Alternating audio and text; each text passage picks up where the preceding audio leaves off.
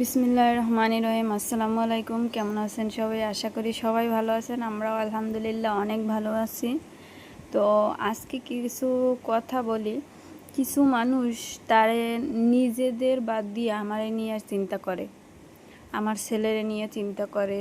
মানে কি করলাম আমি, সারাদিন কি করলাম, এমনকি আমার আশেপাশে যে লোকজন থাকে তাদের কাছে ফোন দিয়ে দিয়ে শুধু চিন্তা আর চিন্তা। আরে ভাই, এত চিন্তা করলে হবে? শুধু আমারে নিয়েই চিন্তা করেন। আমি কি খাইলাম, খাইলাম না, না খাইয়ে থাকলাম, নাকি আমি কি বাজার করলাম, এগুলো নিয়েই একটু চিন্তা করেন। শুধু আমারে নিয়ে পড়ে থাকলে হবে? নিজেদের দিকে একটু টেনশন করেন, চিন্তা করেন, একটু নিজের দিকে একটু ফোকাস করেন যে নিজেদের কি চেহারার অবস্থা বানাইলেন, নিজেদের চুল উঠে যাইতেছে, কি করা যায়, এইগুলো নিয়ে একটু চিন্তা করেন। আর আমি কি খাইলাম না খাইলাম এগুলো নিয়ে একদম আপনাদের কোনো টেনশন নাই। একটু মাঝে মাঝে বাজারঘাট করে দেন, এইগুলো নিয়ে একটু টেনশন করেন না, তাইলে আমার একটু লাভ হবে, উপকার হবে। আর শুধু আমার নিয়ে টেনশন করলে তো আমার কোনো ক্ষতি হইতেছে না বা আমার কোনো উপকার হইতেছে না। নিজেদের দিয়ে একটু টেনশন করেন না। আর একটু যাই হোক, যাদের যা স্বভাব, আসলে আমি তো সময় পাই না কারো নিয়ে কোনো কিছু টেনশন করার।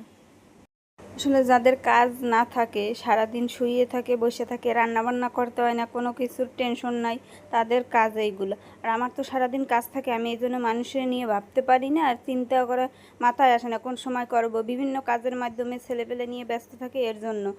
আর সবাই চিন্তা করে আমি কি করলাম, কি খাইলাম না খাইলাম, তা ঠিক আছে, কিন্তু আমি ঘুমাইলাম না কেন, আমি আগলাম কি কালার, আমার গু কি কালার হইলো, এই নিয়েও মানুষের টেনশন যে আমি লাল কালার আগলাম কেন, কালা কালার আগলাম না। ওনাগো সব নিয়ে টেনশন। যাই হোক, যার যার স্বভাব কোনো দিন যাবে না, এই নিয়ে আমি কোনো পাত্তা দিই না। যাই হোক, আজকে এই পাখিটার কথা আপনাদের সাথে শেয়ার করব। তো আমি রাত্রের বেলা একটু বাইরে থেকে আসছি, তো বোরকা পরা ছিলাম, বোরকা আইসা রুমের লাইট জ্বালাইলাম এবং ফ্যানটা চালাইলাম। গরমে যেহেতু বোরকা খুলবো এর জন্য, আর গরমে বাহির থেকে এসে ঘামিয়ে পুরো অস্থির হয়ে গেছি। হঠাৎ করে লাইট যেহেতু জ্বালাইছি, রুমের ভেতরে যে পাখিটা ছিল আমি খেয়াল করিনি, ব্যালকনি দিয়ে আসছে, যে ফ্যানটা চালাইছি তখন ও তো উড়ে একেবারে উঠছে। আর ফ্যানটা বন্ধ করবো কি তার আগেই ও তো মানে উড়তেছে, ও তো আলো দেখে মানে অস্থির হয়ে গেছে বাইরে যাওয়ার জন্য, আর ফ্যানের সাথে যাই বাড়ি লাগছে। তো আমি অনেক কষ্ট পাইছি। আসলে পাখিটার তো আসলে কোনো দোষ ছিল না, আমি তো অতটা খেয়ালও করিনি। আর বাসায় ওরা যারা ছিল ওরা কিন্তু জানে, ওরা বলবে না যে পাখি ছিল। যাই হোক, বিপদ কোন সময় কি ঘটে যায় আসলে বলা যায় না। ছোটো পাখিটা চড়াই পাখি ছিল, চড়াই পাখিটা আসলে মাথায় আঘাত লাগছে আর একেবারে মরে মরে যাওয়ার মতো এরকম। আমি তো মানে অনেক টেনশনে, আহারে যদি মরে যায় আমি কি করব, এত কষ্ট দিলাম একটা পাখিরে, নিরীহ একটা প্রাণীরে কষ্ট দিলাম, তাই ভাবতেছিলাম। আর আমার ছেলে তো পুরো একেবারে আমারে মানে খাইয়ে ফেলাইবে না, কি করবে, হয়ে গেছে, তুমি এইটার মারছো, এই করছো, ওই করছো। যাই হোক, আলহামদুলিল্লাহ রাত্রে অনেক ঝাড়ফুঁক দিয়ে টিয়ে ওরে মলম টলম লাগাইয়া রাখে দিছি। এখন আলহামদুলিল্লাহ এখন সুস্থ হয়ে গেছে। দেখতেছিলাম কোনখানে কি ব্যথা ট্যাথা পাইছে, তো পায়ে একটু ব্যথা পাইছে, আর মাথায় যেহেতু আঘাত লাগছে এর জন্য ও টাস করে মানে ফ্যানের সাথে বাড়ি খেয়ে পড়ে গেছে। তো একেবারে মরে যাওয়ার মতো, একেবারে পাকটা কীরকম করতেছে। এই জন্য আম্মু বলতেছিল যে রাত্রে ছাড়া যাবে না, যেহেতু অসুস্থ, কোনো কিছুতে নিয়ে যাবে বিড়াল টিডারে, এই জন্য রাখে দিছে। আর এখন সুস্থ হয়ে যে এখন ফ্রুত করে একেবারে উড়ে গেছে, পাশে আম গাছে যাই বসছে। আল্লাহ হাফেজ বলতেছিল আমার বাবা। তো এখন আপনাদের সাথে শেয়ার করব। আমার ছেলে প্রতিদিন রেস্টুরেন্টে যাইয়ে ওর একটা চিকেন টেন্ডা পছন্দ হয়েছে, তো আর প্রতিদিন তো ওইটা খাইতে চায়। প্রত্যেক দিন বলবে ফুড পান্ডার অর্ডার দাও, নাইলে ওই জায়গা চলো, রেস্টুরেন্টে চলো, চলো ওইখানে যাই খাবো।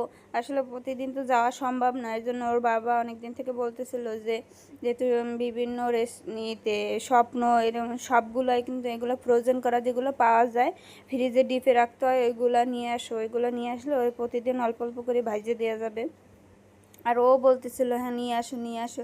তো স্বপ্নতে গেলাম, স্বপ্ন থেকে যে সুপার শপ থাকে ওই স্বপ্ন থেকে ওইগুলো নিয়ে আসলাম। কি কি নিয়ে আসছি, যে ফিঙ্গার, চিকেন ফিঙ্গার এগুলা, আর নিয়ে আসছি ওইটারে কি বলে, ন্যাগেটস, চিকেন ন্যাগেটস সবগুলো কিন্তু চিকেন ন্যাগেটস, চিকেন ফিঙ্গার, তারপর যাই কাবাব নিয়ে আসছি। তো এর ভিতরে আমার এই চিকেন ফিঙ্গার এগুলো আগে ভাজছিলাম, কয়টা থাকে 10টা 250 টাকায়, এত পরিমাণ দাম নাই। আর এর ভিতরে আপনি যে সম্পূর্ণটাতে চিকেন দেয় ওরকমের না, বিভিন্ন রকমের ডাল টাল দিয়ে এরকমের বানাই, অন্য বেশি দাম দিয়া ফ্রোজেন করাটা বেছে। এগুলো আসলে না খাওয়াই ভালো, এগুলো অতটা মজা না। নিজেদের হাতে তৈরি করা গরম একেবারে তাজা এগুলোই মজা লাগে। আর নিজেদের তৈরি করে ফ্রিজে রাখলে ওগুলো খাইলে সমস্যা নাই, এগুলো তো বিভিন্ন রকমের এইসব দেয়। যাই হোক, এখন আমি ভাজ দিছি, ওর যেহেতু প্রতিদিন আবদার থাকে, তো অলরেডি আগের দিন ভাইজে দিছি, এখন আবার ভাজবো, এর জন্য সব কিছু বের করছি। আর এগুলো কিন্তু বের করার সাথে সাথেই ভাজতে হয়, আর না হলে নরম হয়ে যায়, নরম হয়ে গেলে ভাজতে গেলে তেলের ভিতর সব কিছু ছড়াই যায়। তো আস্তে আস্তে করে সবগুলো ভাজছি। তো অলরেডি আগের দিন ভাজতে যাই আমার সবগুলো পুড়ে গেছে, আজকেও মোটামুটি হয়েছে, অতটা পুড়তে পারে না, তাড়াতাড়ি উঠাই ফেলাইছে। আর পুড়ে গেলে বেশি একটা কালো কালো হয়ে গেলে ওগুলো মজা লাগে না, তিতে তিতে লাগে। তো হালকা কালার একটু লালচে আসলেই উঠাই ফেলতে হয়। আর ফ্রোজেন করে এগুলো আমার একদম ভালো লাগে না। এর ভিতরে চিকেন এই যে ফিঙ্গার, এইটা আমার একটু ভালো লাগছে। তারপরে ন্যাগেটসটা বাবু একটু মোটামুটি পছন্দ করছে, ফিঙ্গারটা একটু বেশি পছন্দ করছে। আর এর সাথে যে কাবাব কিনছিলাম ওটা আপনাদের সাথে দেখাইনি, ওটা একদম বাজে, একদম ভিতরে নরম নরম থাকে, একদম ভাল লাগে না। এর থেকে এগুলাই বেটার আছে, আপনারা কিনলে এগুলাই কিনতে পারেন। যাই হোক, এখন আমরা খাওয়া দাওয়া করবো দুইজনে বিকালবেলা। ও যেহেতু এখন পড়ে আসছে, পড়ে টেরে এখন একটু বিকালের নাস্তা যেহেতু করতে হয় বলছিল, এগুলো ভাইজে দাও আমারে। তো আমার অতটা এগুলো ভালো লাগে না, ভাবছি যে চিকেন কিনে নিয়ে এসে নিজে এগুলো তৈরি করব, দেখি। অবশ্যই আপনাদের সাথে টুকিটাকি শেয়ার করব ইনশাল্লাহ। তো আজকের ভিডিও আর বেশি বড় করব না। ভিডিওটা ভালো লাগলে অবশ্যই লাইক শেয়ার এবং কমেন্ট করতে ভুলবেন না। আর অনেকেই দেখছি কমেন্ট বাসায় করেন, কমেন্ট বাসায় করবেন না, কমেন্ট বক্স খোলা আছে, কমেন্ট বক্সে কমেন্ট করেন, তাহলে খুশি হব। যাই হোক, ভিডিওটা আজকে পর্যন্তই। পরবর্তী ভিডিও দেখার আমন্ত্রণ জানিয়ে আজকের ভিডিও এখানেই শেষ করলাম। কেউ কথায় কষ্ট পাইলে কিছু করার নাই।